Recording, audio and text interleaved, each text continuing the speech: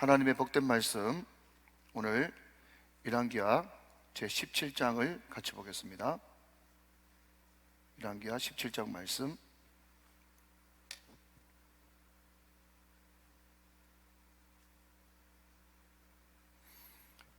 네, 1절로 6절의 말씀까지를 같이 봅니다.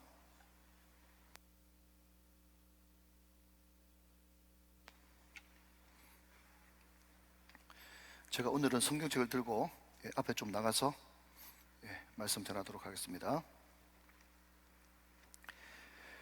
열왕기하 17장 1절로 6절의 말씀, 이 계시의 말씀을 한 절씩 나눠서 교독하실 때 살아계신 하나님의 음성을 들을 수 있기를 원합니다. 자, 1절을 제가 먼저 읽죠.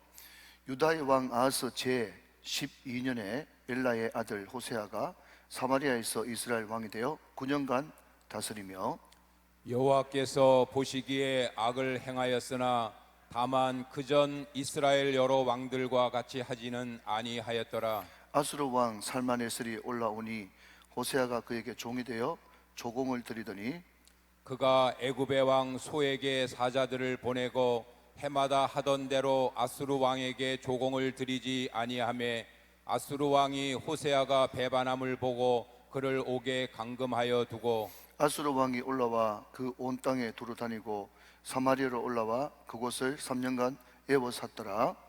호세아 제9년에 아수르 왕이 사마리아를 점령하고 이스라엘 사람을 사로잡아 아수르로 끌어다가 고산 강가에 있는 할라와 하볼과 메대 사람의 여러 고을에 두었더라. 아멘.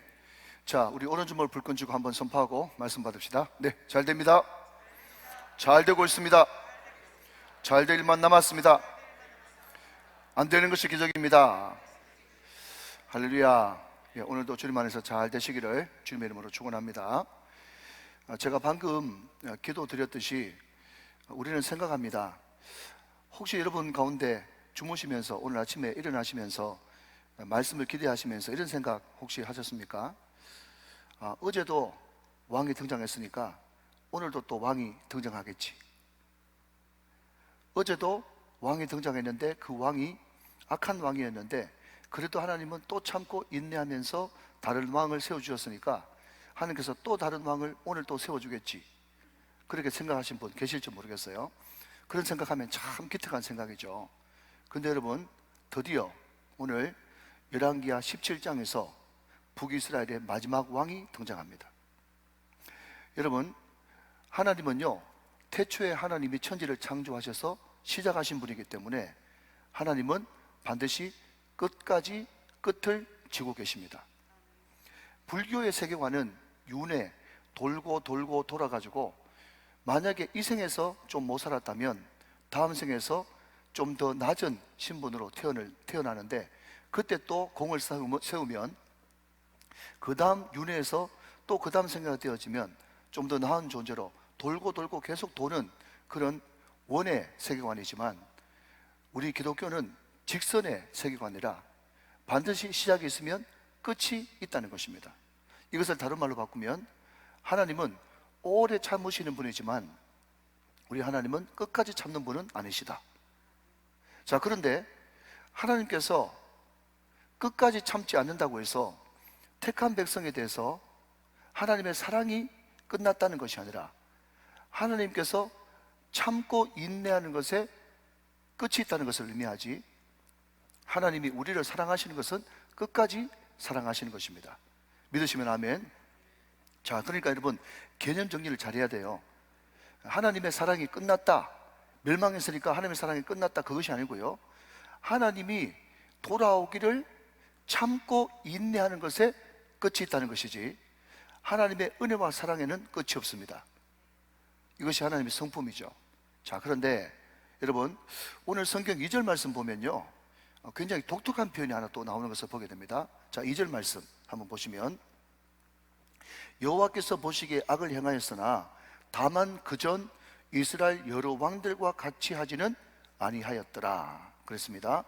자, 여러분, 북이스라엘의 마지막 왕이 호세아인데 말이죠, 이 호세아라고 하는 이 왕이 악을 행했어요. 악을 행하는 것은 맞는데 그런데 여지를 남겨놓습니다. 무슨 여지를 남겨놓는가 하면 그전 왕들과는 같지 않았다. 자, 여러분, 이 말씀을 들으면서 우리는 두 가지를 생각할 수 있겠죠. 이 사람은 앞에 왕들보다는 그나마 그래도 좀 나았는가 보다, 이렇게 생각할 수 있고, 또 하나는 그런데 나라가 망해버렸는데 그래봤자 그게 무슨 의미가 있지? 이런 두 가지를 생각할 수가 있는 거예요. 그런데 여러분, 제가 어제도 말씀드렸지만 쭉 패턴이 있습니다. 그죠? 남유다는 다윗의 길, 북이스라엘은 여로보암의 길. 그리고 항상 남유다의 왕이 나오면은 그때 북이스라엘 왕은 누구였는데, 몇 년 동안 다스렸는데, 자기 엄마는 누구였더라? 이것이 남유다의 패턴이었는데, 어제 우리가 살펴봤던 남유다의 악한 왕 아하스를 보니까 자기 엄마 이름이 없네. 그것도 독특하고 묵상해 볼 포인트란 말이죠. 그런데 오늘 북이스라엘의 마지막 왕 호세아에 대해서는 뭐라고 이야기하는가 하면, 이 왕이 악했지만 그러나 그럼에도 불구하고 이전 앞에 있는 이스라엘 왕보다는 악하지 않았다. 이것을 독특하게 2절에서 말씀하고 있어요. 자, 여러분, 물론 말씀하고 말씀 묵상하는 사람에 따라서 많이 개인적인 생각이 있을 수 있겠지만, 많은 분들의 해석, 또 보편적인 해석은 뭔가 하면요, 하나님께서 이 2절 9절을 2절 말씀을 우리들에게 줌으로써 이런 하나님의 속내가 숨겨져 있답니다. 그게 뭔가 하면요, 비록 마지막 왕이고 멸망할 것이 하나님의 뜻과 섭리 가운데 계획되어 있지만 그럼에도 불구하고 이 왕이 일말의 가능성이 있었는데 그때라도 회개하고 돌이켰으면 하나님께서 회복시켜주고 싶은 마음이, 간절한 마음이 2절에 담겨 있다는 거예요. 여러분, 이해되십니까? 하나님은요, 그 사람을 심판하기로, 그 사람을 끝내기로, 그 사람을 제거시키기로 결정했지만 그럼에도 불구하고 하나님은요, 회개하고 돌이킬 때 그 뜻을 돌이키셔서 회복시키시고 다시 연장시켜 주시고 세컨 찬스를 주시는 사랑의 하나님인 것을 믿으시기 바랍니다. 그것이 하나님의 뜻이죠. 아, 목사님, 그게 성경 어디에 있습니까? 여러분, 많죠. 여러분, 우리가 열왕기상 때 누구를 살펴봤는가 하면요, 모든 왕들 가운데 가장 악한 왕 아합을 살펴봤습니다. 엘리야가 가가지고 너 죽고 살지 못하리라 그렇게 선포했단 말이죠. 근데 그 이야기를 듣고 이게 웬일입니까? 평소 때 같지 않게 아합이 자기가 옷을 찢고 굵은 베옷을 입고 걸음을 천천히 걸으면서 겸비해가지고 회개하는 모습을 보니까 하나님이 마치 지금 속 터져 죽는, 하나님의 뜻이 이루어지지 않는 그 모습을 보면서 속 터져 죽는 엘리야 앞에 나와가지고 자랑하듯이 이야기합니다. 너 지금 아합이 하는 행동을 보느냐? 그 아합이 저렇게 겸비하고 회개했기 때문에 이 심판을 당대에 내리지 않고 그 후대에 내리겠다고 하면서 심판을 연장시키는 것을 보게 됩니다. 사랑하는 여러분, 이것이 회개의 능력인 줄로 믿으시기 바랍니다.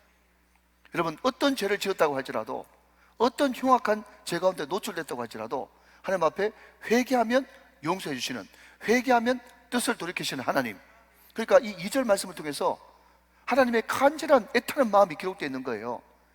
이제라도 북이스라엘의 마지막 왕 호세아가 사람한테 붙지 않고 내한테 돌아와서 회개만 했다면 내가 용서해 줄 텐데 왜 그것을 모르지? 라고 하는 아버지의 애타는 마음이 거기에 들어가 있는 것이죠.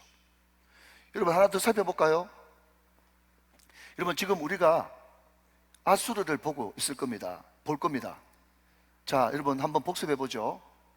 원래 아수르는 초강대국이기 때문에 여러분, 이스라엘이 아시다시피 땅덩어리가 어느 정도밖에 안 됩니까? 강원도 크기 정도밖에 안 되거든요. 그러니까 아수르 제국 입장에서 볼 때는 이스라엘은 큰 관심사가 아니었어요. 그런데 여러분, 그 강원도 땅도 지금 남부로 갈라져 있는데 조그마한 땅덩어리, 그게 무슨 전쟁에, 국지전에 말하자면 그게 개발 마음이 있겠어요. 그런데 가만히 있는 호랑이 털을 누가 자꾸 자극했습니까? 어제 나왔던 아하스라고 하는 임금이 내가 지금 죽게 생겼으니까 지금 아람과 북이스라엘이 연합군을 이루어가지고 날 죽이려고 그러니까 나 좀 도와주소. 난 당신의 신하입니다. 난 당신 아들입니다. 형님 하면서 그 가만히 있는 아수르를 자기 전쟁에 끌어들인 왕이 아하스라고 어제 말씀을 드렸죠. 그것이 우상 숭배한 죄보다 아하스의 더 큰 죄라고 제가 어제 말씀을 드렸습니다. 기억나시면 아멘. 자, 그런데 여러분, 이 아수르, 이 아수르가 드디어 이제 전쟁에 개입을 하게 되는 것입니다. 자, 그런데 이 호세아가 말이죠, 이 아수르에게 어떻게 행동을 취했는가 하면 3절 말씀 한번 보시면, 아수르의 왕 살마네셀이 올라오니 호세아가 그에게 뭐가 되어? 종이 되어 조공을 드렸다 그랬습니다. 종이 되어서 조공을 드렸어요. 자, 그런데 여러분, 그 행동이 좀 일관성이 있으면 좋은데, 마지막 왕 호세아가 아수르한테 조공을 드려봤더니 이게 왕이 돼가지고 다른 왕을 또 섬기려고 그랬더니 너무 섬기는 것이 힘들었는지 보통이 아니었는지 이제 모드를 바꾸게 됩니다. 그게 4절 말씀이에요. 자, 4절 말씀 같이 봅니다. 그가 애굽의 왕 소에게 사자들을 보내고 해마다 하던 대로 아수르 왕에게 그 다음 조공을 드리지 아니하매 아수르 왕이 호세아가 배반함을 보고 그를 옥에 감금하여 두었다. 그렇게 이야기를 하고 있어요. 자, 여러분, 아하스가 아수르를 끌어들이는 바람에 이제 아수르가 이제 왕도로 타는 겁니다. 여러분, 제가 방금 말씀드리려고 했던 것 중에 하나가 뭔가 하면요, 여러분, 아수르는 굉장히 악질의 나라였어요. 그리고 아수르의 수도가 어디입니까? 니느웨죠, 니느웨. 자, 여러분, 아수르는 악의 상징입니다. 니느웨는 거기에 수도니까 악 중의 악이에요. 악 오브 악이에요. 여러분, 그 아수르 수도 니느웨에 하나님께서 선지자 한 명 보내셨죠? 누구 보내셨습니까? 요나 보내셨죠. 그러니까 지금 요나 입장에서는 말이죠, 자기 나라를 그렇게 학대하는 나라에 가가지고 회개를 선포하라고 그렇게 이야기하는 거예요. 그러니까 니느웨가, 아니 요나가 마음에 안 들겠죠. 그러니까 마음에 안 드니까 신경질 나가지고 그냥 다시스로 가는 배를 타는 바람에 그 난리법석 났다는 이야기 다 알고 있지 않습니까? 그래서 고기 뱃속에 들어가가지고 식급하고 난 다음에 고기가 자기를 토해내가지고 드디어 울며 겨자 먹기 식으로 니느웨에 갔죠. 근데 그 니느웨는 아수르 제국의 큰 수도였기 때문에 3일 길이나 열심히 걸어야 되는 그런 엄청난 큰 도시였어요. 그런데 여러분, 요나서를 읽어보면 3일 길을 가서 회개하라고 전파하라고 그랬는데 요나가 어떻게 합니까? 3일 동안 가지 않고 하루만 대충 믿으려고 하면 믿고 말하면 마세요. 그냥 대충 복음을 전하고 회개 메시지를 전했는데 임금부터 가축까지 다 회개했죠. 근데 여러분, 거기에 결정적인 단어가 오늘 요나가서 가서 한번 읽어보시면요, 어떤 단어가 있는가 하면 하나님께서 뜻을 돌이키사, 뜻을 돌이키사라고 하는, 정말 요나 선지자 입장에서 보면 마음에 안 드는 단어가 있어요. 여러분, 이 말이 무슨 말입니까? 하나님은 어떤 악한 민족이라도 뜻을 돌이키면 하나님께서 회복시키시고 살 길을 열어주시는 하나님이십니다. 아멘이시죠? 여러분, 저는요, 그렇기 때문에 지금 우크라이나를 위해서 기도하는 거예요. 미얀마를 위해서 기도하는 것입니다. 아프가니스탄을 위해서 기도하는 겁니다. 지금이라도 푸틴이 잘못 생각했다고 회개하면서 돌이키면 살 길이 있는데, 저는 저렇게 가다가 혹시 암살당하면 어떡하지? 이런 생각도 드는 것입니다. 그리고 그것을 끝까지 버리지 않고 자기 자존심 때문에, 그 대국의 자존심 때문에 이 러시아와 중국이 손을 잡으면 말이죠, 여러분, 요한계시록에 말세지 말에 아마겟돈 전쟁이 일어날 때, 그죠? 200만만 그랬어요. 그게 뭔가 하면요, 숫자를 따지자면 이제 군대가 2억 군대가 일어난다고 그랬거든요. 2억 군대가 200만이 아니라 200만마니까 2억 군대가 일어나는 거예요. 그리고 많은 사람들이 그 당시에 여러분, 요한계시록 시대 때 2억 군대를 누가 일으키냐, 다 사람들이 해석을 못했어요. 그런데 점점 말세지 말이 다가오면 다가올수록 2억 군대, 중국이 한 2억 군대 되는데, 이런 생각이 들면서 사람들이 그때부터 아, 이게 뭔가 징조가 보이는구나, 그렇게 생각을 하는 거예요. 그런데 점점 여러분, 말세지 말이 다가오면서 꼭 그렇게 제가 미국, 중국, 뭐 러시아 이렇게 이름을 대버리면요, 이 세대주의로 흘러가지만, 그럼에도 불구하고 점점 여러분, 이 코로나가 창궐하는 것과 또 전쟁의 소식이 들리는 것과, 사람들이 여러분, 제가 뉴스를 보니까요, 헤드라인에 그 주제가 뭔가 하면요, 21세기의 전쟁이 물음표예요. 여러분, 21세기가 아니라요, 23세기 때도 과학의 최첨단을 긋고 모든 사람들이 여러분 자유, 민주, 평화를 외쳐도요, 적 그리스도가 일어나가지고 엉뚱한 짓 하면, 하나님이 은혜의 손을 걷어버리면 전쟁이 일어나는 것입니다. 그러니까 여러분, 우리는 지금이라도 이 문제가 우리 문제인 줄 알고, 여러분, 결렬될 틈은 막아서 우리가 그 땅 가운데 멸망이 일어나지 않고 이 지구상에 제3차 대전이 일어나지 않도록 기도하는 것이 우리 믿는 자의 사명인 줄로 믿으시기 바랍니다. 여러분, 울산 우정교회, 아무도 알아주지 않는, 전 세계에서 보면 울산 우정교회 존재감이 어디 있겠습니까? 그러나 그럼에도 불구하고 여러분, 하나님 보시기에 가장 강력한 기도는 회개 기도며, 우리가 정말 지방에서 기도한다고 할지라도 이 지방에서 열방을 경영하는, 기도로 세계를 경영하는 그리스도인이 되어지는 것입니다. 하나님께서 우리가 간절한 마음으로 러시아를 위해서, 중국을 위해서, 미국을 위해서, 여러분 일본을 위해서, 북한 땅을 위해서 언제 하면 할지, 아프가니스탄을 위해서, 미얀마를 위해서, 우리가 여러분 열방의 이름을 불러가면서 기도할 때 하나님께서 우리 기도를 들으시고 결렬될 틈을 막아주시고, 전쟁을 막아주시고, 3차 대전을 막아주시고, 평화가 도래하는 역사가 일어날 줄로 믿으시기 바랍니다. 여러분, 이것이 바로 기도하는 자의 자부심이고 권세인 것이, 여러분 세계가 여러분 가운데 달리는 줄로 믿으시면 그게 아멘 하시기 바랍니다. 여러분 계속 나라 민족을 위해서, 열방을 위해서 기도해 주셔야 되는 거예요. 여러분 보십시오. 다시 한번 2절로 돌아가면요, 호세아가 악은 행하였으나 전의 왕들과 같지 않았다.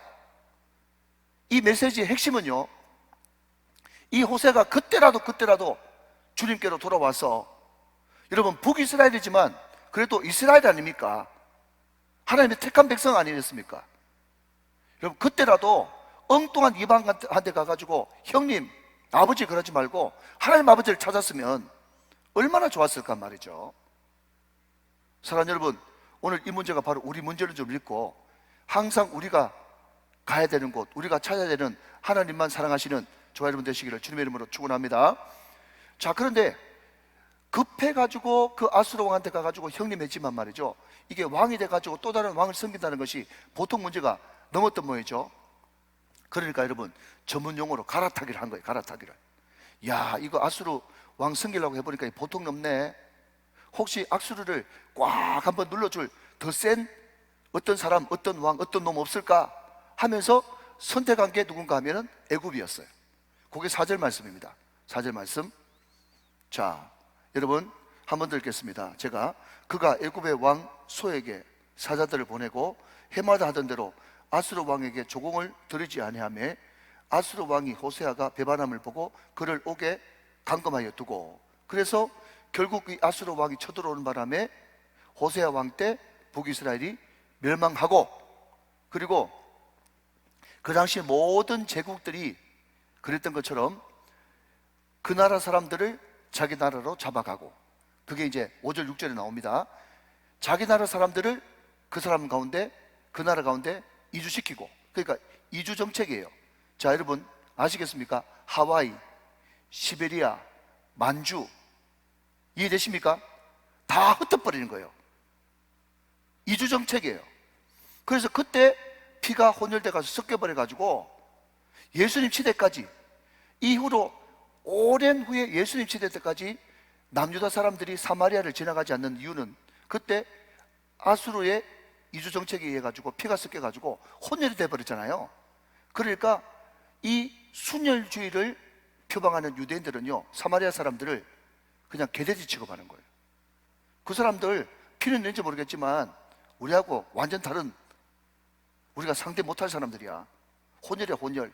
그러면서 그 사람들을 개돼지 취급할 수밖에 없었던 그 이유가 바로 이때 열왕기하 17장의 배경을 두고 있는 것입니다. 자, 근데 여러분, 자, 한 장 앞으로 넘어가서 여러분 15장 30절 말씀을 한번 보시겠습니까? 열왕기하 15장 30절 말씀. 자, 15장 30절 말씀에 뭐가 있는가 하면요, 이 호세아가 왕이 된 배경이 기록되어 있어요. 자, 한번 봅니다. 우시아의 아들 요담 제20년에 엘라의 아들 호세아가 뭐하여? 반역하여 르마리아의 아들 베가를 쳐서 죽이고 대신하여 왕이 되었어요. 자, 여러분 저를 한번 보실까요? 저는 굉장히 재밌는데 여러분들 재밌으면 좋겠어요. 그게 뭔가 하면 아람 왕은 르신이에요. 아람은 지금의 시리아예요. 아람 왕은 르신이고 북이스라엘 왕은 베가입니다. 요 두 왕이 연합군을 이루어가지고 지금 남유다를 치려고 하고 있어요. 그때 여러분 남유다 왕이 아수르 왕을 찾아가가지고 형님 앞으로 평생 충성하고 잘 섬길 테니까 한번 눌러주십시오 하면서 와가지고 아수르가 전쟁에 개입해가지고 꽝 쳤어요, 북이스라엘을. 그때 북이스라엘 왕이 베가였거든요. 그러니까 아수르한테 꽝 한번 당하니까 이 베가가 정신을 못 차리고 있으면서 전쟁에 패했잖아요. 그때 아람 왕 르신이 죽고, 그러니까 왕권이 막 흔들렸단 말이에요. 왕권이 흔들렸어요. 그때 왕권이 흔들리는 틈을 타서 누가?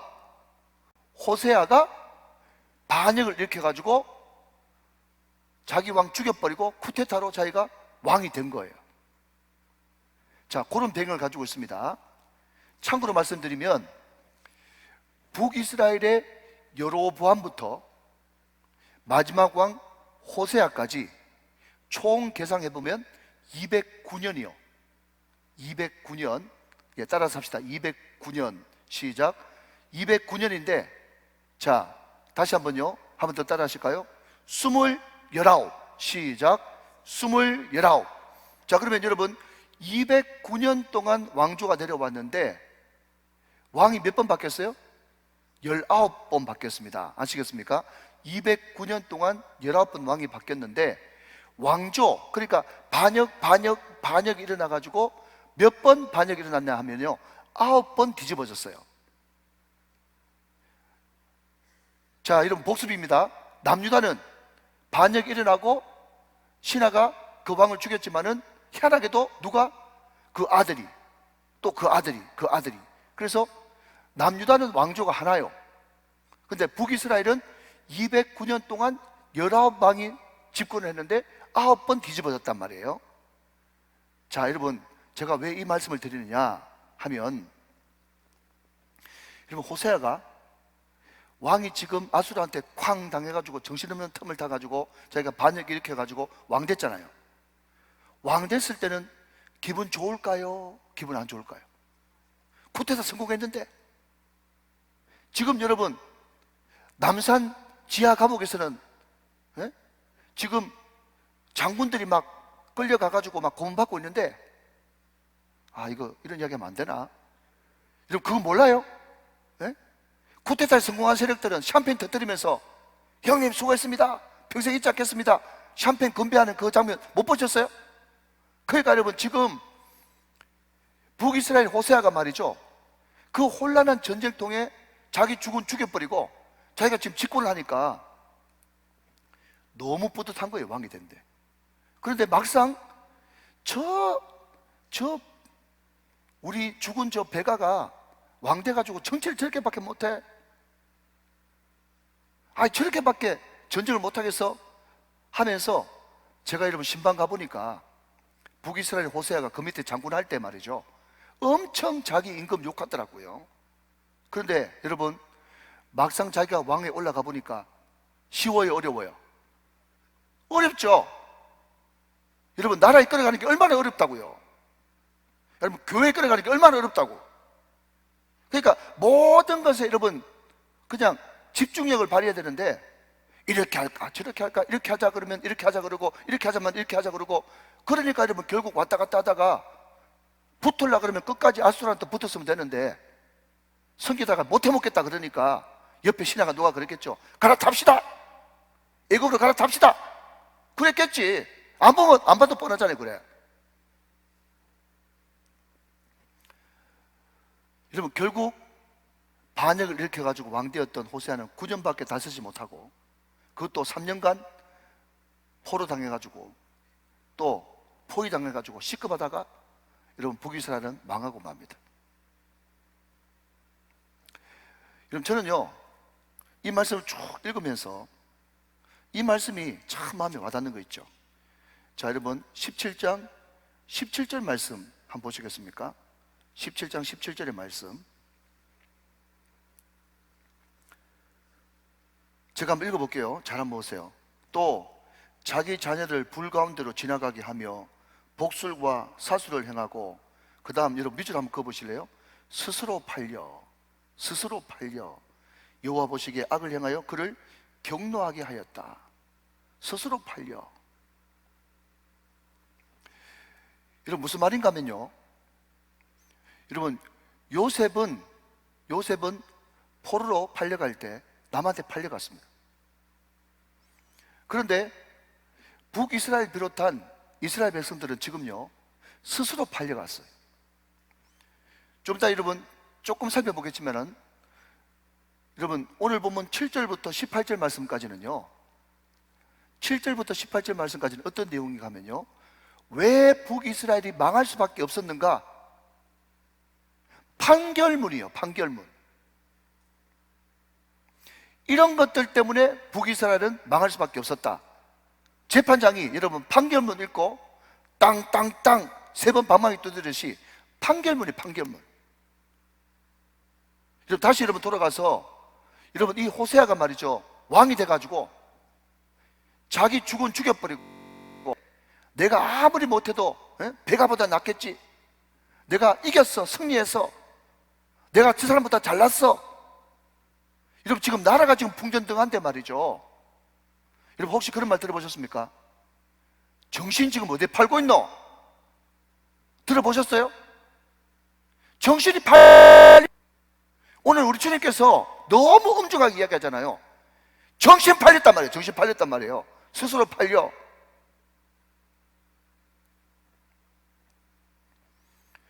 여러분 지금 죄송하지만 저도 목사지만 한국교회에서 여러분 이야기하는 거 들어보면 희한한 거예요. 우리 교회는 저기보다 좀 더 낫다, 우리 교회는 좀 더 부흥된다, 난 니보다 더 똑똑하다, 난 니보다 성공했다, 난 이번에 니보다 대박 쳤다.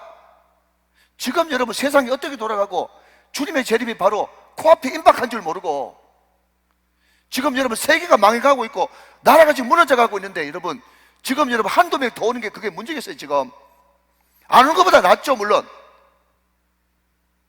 하나님께서 여러분 밤새도록 저한테 잠을 안 주무시면서 정신 어디에 팔렸냐고 이야기하고 있는 거예요. 지금 예 목사, 너 새가족 좀 온다고 정신 팔려있지 마. 너 정신 어디에 팔고 있어 지금.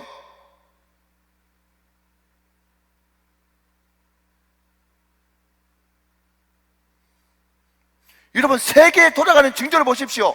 주님 오실 때가 다 됐습니다. 정신 차리셔야 돼요.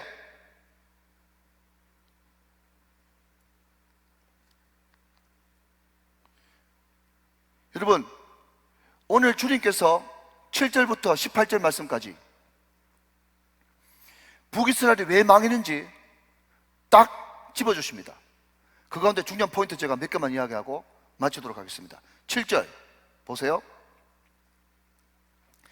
이 일은 이스라엘 자손이 자기를 애굽 땅에서 인도하여 내사 애굽 왕 바로의 손에서 벗어나게 하신 그 하나님 여호와께 죄를 범하고 또 다른 신들을 경외하며 그랬습니다. 여러분 이 말이 뭡니까? 왜 너희들 이스라엘이 망한 줄 아니? 그 뒤에 여러분 19절 잠깐만 좀 보십시오. 19절. 자, 지금 북이스라엘이 왜 망한지 이야기하면서 19절 초반에 뭐라고 되어 있어요? 19절 초반에 뭐라고 되어 있어요? 유다도 되어 있잖아요. 자, 저를 보십시오. 이스라엘이 이렇게 망했는데 이스라엘뿐만 아니라 유다도 그래봤자 130년 더 가지 않습니까? 이스라엘든 유다든 왜 망한 줄 아니? 지금 누가 너희들을 지금 구원했는지 그 출애굽 사건을 잊어버렸기 때문에 그래. 출애굽 사건을. 네가 어떤 상태에서 구원받고, 네가 예수 안 믿었으면, 하나님 앞에 구원 안 받았으면, 네가 성도 안 됐으면 어떤 꼬라지로 살지, 그것을 잊어버렸기 때문에. 따라서 합시다. 망각이 멸망의 원인이다. 시작. 망각이 멸망의 원인이에요. 여러분, 나의 출애굽을 아십니까? 나의 출애굽을 아십니까? 여러분의 출애굽 사건이 있었죠? 입니까? 나의 출애굽, 내가 어떤 상태에서 구원받았는지, 나의 출애굽을 잊어버렸기 때문에 여러분, 멸망이 찾아오는 거예요. 여러분, 망하는 것은요, 사업도 망할 수 있고요, 집안도 망할 수 있고, 내 개인도 망할 수 있고, 다 망할 수 있는 거예요. 그러니까 여러분, 이 북이스라엘 왕이나 남유다 왕의 이야기는 이 왕들의 이야기가 아니라 나의 이야기인 거예요. 지금 얼마든지 우리도 망할 수 있단 말이죠. 동의하시죠? 우리도 망할 수 있는데 왜 망했냐? 정확하게 여러분 판결문을 보십시오. 판결문. 첫 번째, 출애굽을 잊어버렸기 때문에 그렇단 말이에요. 출애굽을. 두 번째, 13절. 여호와께서 각 선지자와 선견자를 통하여 이스라엘과 유다에게 지정하여 이르시기를, 너희는 돌이켜 너희 악한 길에서 떠나 나의 명령과 율례를 지키되 내가 너희 조상들에게 명령하고 또 내 종 선지자들을 통하여 너희에게 전한 모든 율법대로 행하라 하셨으나, 14절, 그들이 듣지 아니하고. 결국 우리가 성도답게 살기 위해서는요, 두 가지를 정확하게 알아야 됩니다. 하나님은 누구신가? 나는 어떤 존재인가? 다시 한번요, 우리가 믿는 사람으로서 크리스찬으로서 이 정체성을 가지고 살라 그러면요, 항상 두 가지가 마음속에 남아 있어야 돼요. 하나는 하나님은 누군가, 나는 누군가. 자, 저를 한번 따라 합시다. 위로 하나님, 아래로 인간. 자, 여러분, 우리가 예수 믿는 사람으로서 정체성을 가지고 예수 믿는 자답게 살라 그러면 두 가지를 알아야 된다. 하나는 하나님, 그분은 누구신가? 나는 누군가? 근데 여러분, 제가 왜 위로 하나님, 아래로 인간 그랬어요? 자, 여러분, 하나님은 누군가, 나는 누군가, 그것을 제일 잘 기록해 놓는 말씀이 어디예요? 성경이잖아요. 성경. 믿으시면 아멘. 그러니까 여러분, 율법을 통해서 우리를 구원하신 가장 궁극적인 목적은요, 하나님과의 끊임없는 관계. 믿음도 관계고, 사랑도 관계도, 믿음도 관계고, 다 관계. 너무 급한데. 그렇지만 무슨 말인지 알아듣겠죠? 자, 여러분, 하나님이 누구신지 알아야 되고, 우리 인간이 얼마나 죄인됨을 알아야 되는데 그것은 말씀밖에 모른단 말이에요. 자, 여러분, 우리가 정말 멸망하지 않고 망각하지 않고 승리하기 위해서는요, 우리가 먼저 말씀을 통과해야 되는 거예요. 말씀이 우리 인격 가운데 통과해야 우리는, 여러분, 말씀이 우리 가운데 인격이 되어지는 것입니다. 말씀이 인격이 되어지는 거예요. 그러면 여러분, 그 말씀이 우리 가운데 왔었을 때 우리한테 말씀이 요구하는 것은 두 가지예요. 네가 지금 적시할 수 있는 것은 순종하고, 지금 적시하지 못하는 것은 신뢰하고. 다시 한번요, 말씀이 우리 삶을 통과해야 우리는 예수 닮은 인격 가질 수 있다. 여기까지 이해되시면 아멘. 그러면 말씀이 우리 가운데 주어졌을 때 말씀이 우리한테 요구하는 것은 두 가지다. 하나는 순종, 하나는 신뢰. 이 두 가지가 있어야 된단 말이죠. 근데 여러분, 이 말씀에 우리가 순종하기 시작하면요, 어떤 역사가 일어난다고요? 우리가 한 번 순종할 때 방향이 바뀌고, 두 번 순종할 때 도약이 일어나고, 세 번 순종할 때 여러분 기적이 일어나는 거예요. 할렐루야. 이 말씀의 순종이 그만큼 능력이 있단 말이에요. 여러분, 말씀이 우리 가운데 떨어졌을 때에 많은 경우에 어떤 일이 벌어지는가 하면 이해도 안 되고 납득도 안 되고 공감도 안 되는 거예요. 말씀이 우리 가운데 떨어졌을 때 너무 이상적인 말씀이기 때문에 이 말씀은 우리에게 이해도 안 되고 납득도 안 되고 공감도 안 돼요. 그렇지만 여러분, 이해, 납득, 공감 안 돼도 순종해보는 거예요. 많은 사람들이 여러분 교회 다니는데요, 목사님, 저는 하나님 못 만났습니다. 하나님 못 만났다 그래요. 하나님 정말 살아계신지, 하나님이 정말 능력이신지, 하나님이 정말 지금도 살아서 역사하시는지 전 모르겠습니다. 100번 이해되죠. 그러면 하나님이 정말 살아계신지 납득하고 정말 그것이 나의 신앙 고백이 되기 위해서는 방법은 한 가지밖에 없는 거예요. 순종 말고는 없는 거예요. 여러분, 말씀을 순종하고 먹어봐야 그 맛을 알죠. 여러분, 저는요 우리 장로님들한테 이야기했습니다. 장로님, 이번에 임직투표할 때 하나님께서 하실 겁니다. 우리는 연약해서 아무리 머리를 잘 찌 안 해도 이렇게 해봐도 저렇게 해봐도 다 결점이 있습니다. 그렇지만 우리 교회는 지금 기도하고 있고, 내가 하루 종일 기도할 것이고, 우리 주님 앞에 맡기고 하나님이 하시도록 맡기면 하나님께서 교통정리하시고 뽑힐 사람 뽑히게 하시고 세울 사람 세우실 것입니다. 여러분, 저는 그 확신이 있어요. 왜냐하면 저는 여러 번 이해되지도 않고 납득되지도 않고 공감되지도 않는데 저는 순종해봤거든요. 순종해보니까 하나님께서 하시더라고요. 아멘이십니까 여러분? 순종 안 해보면요 하나님이 하신다는 걸 못 느껴요. 여러분, 담임 목사 하는 일이, 당에서 하는 일이 허접해 보이죠? 여러분, 맞습니다. 허접합니다. 저하고 여러분 당의 장로님들 몇 분 모여가지고 머리 아무리 짜내봤자, 우리 부교자들 머리 다 맞춰봤자 무슨 선한 것이 그렇게 나오겠어요? 그렇지만 여러분, 우리는 하나님 말씀에 순종하기를 원하고 하나님을 신뢰합니다. 하나님이 하실 거예요. 여러분, 선거 끝나고 한번 보세요. 그러니까 여러분, 어떤 발표를 하면 죄송하지만 이러니 저러니 말하지 말고요, 그거 하나님의 일 방해하는 거예요. 입 꾹 다물고 기도만 하세요. 하나님께서 어떻게 하실지 한번 보란 말이에요.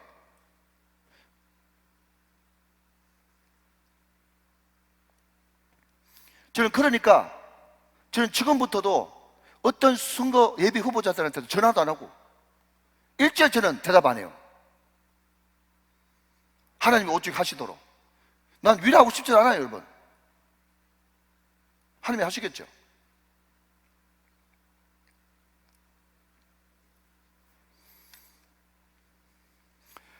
여러분, 아무리 시간 가도 제가 이야기는 하고 마쳐야 되겠습니다. 좋은 이야기니까 여러분 가볍게 한번 들어보세요. 서울에서 목회하시는 목사님 부부 계세요. 책도 냈는데 그 뭐 책 이야기하면 또 뭐 그냥 검색해보고 그럴까 싶어서 책 이야기 안 합니다. 근데 엄마는 어디 가쁘고 없고 아버지가 하고 아들 둘, 초등학교 6학년짜리하고 그 동생하고 이렇게 아버지하고 이렇게 부자가 살았는데, 3부자가 살았는데 아버지가 병 때문에 돌아가셨어요. 목사님 사모님이 그 이야기를 듣고 그 집에 신방 갔어요. 근데 보니까 교회하고 그 집하고 너무 거리가 먼 거예요. 그래서 야, 이렇게 먼 데까지 교회를 왔구나 생각해가지고 마음이 짠했어요. 근데 그 6학년짜리 그 동생 뭐 4학년인지 뭐 3학년인지 모르겠는데 그 형제 둘 남고 아버지 돌아가 보시니까 고아된 거잖아요.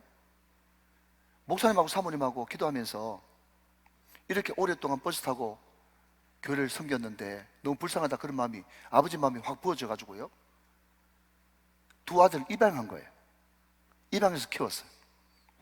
애들이 중고등학교 잘, 대학교 잘 가가지고 드디어 군대 갔습니다. 군대 가는데 하루는 그 군대 간 큰아들, 그때 당시 6학년짜리 큰아들한테 전화 온 거예요. 엄마, 나 죽고 싶어요. 깜짝 놀라가지고 무슨 말이냐 했더니요, 자기 고참이 자기를 너무 괴롭힌대. 너무 괴롭히는데 어떻게 괴롭히는가 하면요, 아침에 밥 먹을 시간쯤 되면요 꼭 밥 먹기 전에 운동장 한 바퀴 뛰고 와가지고 밥 먹으라고 그러는 거예요. 뭐 오래전 이야기겠죠. 근데 이 아들한테는요 천식이 있어서, 그러니까 찬바람 마시면서 운동장 한 바퀴 뛰고 나면요 막 역겹고 막 올라 그러고 막 기침도 막 나오고 막 숨도 안 쉬어지고 밥도 못 먹는 거예요. 그렇게 한두 달 괴롭힘을 당했답니다. 자기 엄마한테 죽고 싶다고 전화하니까 그 사모님이 깜짝 놀라가지고, 아들아 힘내라, 엄마가 기도할 테니까 좀만 참고 인내해라. 그러면서 엄마가요, 얼마나 애 같았으면 애가 지금 이제 소위 말해서 뛰는 그 시간에 자기도 같이 운동장 교회 옆에 있는 운동장에 가가지고 같이 뛰기 시작하는데, 근데 여러분 이제부터 중요합니다. 그 사모님 기도가 어떤 기도인 줄 아세요? 여러분, 만약에 항상 중심이 우리한테 가 있으면요 우리 이렇게 기도합니다. 하나님, 내 아들 괴롭히는 그 인간 입을 찢어주세요. 걔 딴 데로 전출 보내주세요. 아니면 우리 아들 전출 보내주세요. 안 되면 너무 화가 올라오면 그 부대 막 폭발시켜주세요. 이런 기도 할 수 있겠잖아요, 그죠? 그런데 그 사모님 되시는 엄마가 그 기도 안 하고 무슨 기도를 했는가 하면, 하나님, 우리 아들에게 견딜 수 있는 체력 주시고 능력 주셔서 굳건히 운동장 한 바퀴 잘 돌고도 밥 잘 먹을 수 있는 힘을 주세요. 그렇게 기도했다는 거예요. 근데 여러분, 그 기도가 시작하고 나서 한 달 뒤에 아들이 전화가 왔는데, 여러분 놀라운 사실은요, 엄마! 벌써 목소리가 밝아. 엄마! 그랬더니 하는 말이, 나 천식 다 나왔어요. 할렐루야. 천식 다 나왔다고 그러는 거예요. 여러분, 뛰면서 원래 천식이 아니었던 것 같아. 뭔가 막혀 있었는데 뛰면서 뻥 뚫렸나? 천식 다 나왔어요. 너무 여러분 뛰는 것이 좋다는 거예요. 그래서 그 고참한테 가가지고 격려하면서 저 건강하게 만들어줘서 고맙습니다. 그렇게 이야기하니까 고참이 하는 말이, 이제 그만 뛰어 그러더래요. 예. 근데 저는 제 몸을 위해서, 건강을 위해서 저는 매일 뛸 겁니다 하면서 제대할 때까지 뛰었다나? 여러분, 키는 뭔가 아세요? 여러분, 제가 여러 번 이야기하지만, 여러분, 형통이라고 하는 단어의 뜻은요, 피해가는 게 아니에요. 도망가는 게 아니고요, 다른 사람 입지해 주세요 그렇게 기도하는 것이 아니고요, 형통의 성경적인 의미는 바위를 뚫고 지나가다 이런 뜻이에요. 여러분, 우리가 기도할 때도 말이죠, 하나님의 절대 주권을 믿고 기도한다면, 절대 주권을 믿고 기도한다면 우리는 전철 보내주세요, 입지해 주세요 그렇게 기도하는 것이에요. 우리 아들 힘들고 어렵지만 잘 견뎌서 운동장 한 바퀴 뛰고도 충분히 이길 수 있는 체력과 건강을 허락해 주십시오. 이렇게 기도하는 것이 하나님의 절대 주권을 인정하는 기도야. 하나님의 절대 주권에 순종하는 기도야. 사실 여러분, 나의 출애굽을 다시 생각합시다. 하나님이 천국 백성 삼으실 때는 거룩하게 승리하라고 우리를 만드셨지, 그 가나안 땅에 그 사람들하고 똑같이 되라고 말씀하지 않았습니다. 우리가 거룩하게 살기 위해서는 하나님이 누구신가, 나는 누구인가, 그것을 정확하게 알아야 되는데, 그것을 알 수 있는 길은 말씀밖에 없어요. 그 말씀이 나를 통과할 때, 그 말씀이 나에게 인격이 되어집니다. 그 말씀에 순종할 때, 한 번 순종하면 방향이 바뀌고, 아멘 좀 하십시오. 두 번 순종하면 도약이 일어나고, 세 번 순종하면 기적이 일어납니다. 그 말씀이 나한테 떨어졌을 때 나한테 주어진 것은 순종과 신뢰밖에 없습니다. 하나님의 절대 주권을 인정하면서 항상 하나님 중심으로 우리 영혼을 엉뚱한 데 팔려있지 말고 오직 주님께 집중할 수 있는, 주님만 사랑하는 복된 우정의 권속들 다 되시기를 주님의 이름으로 축원합니다.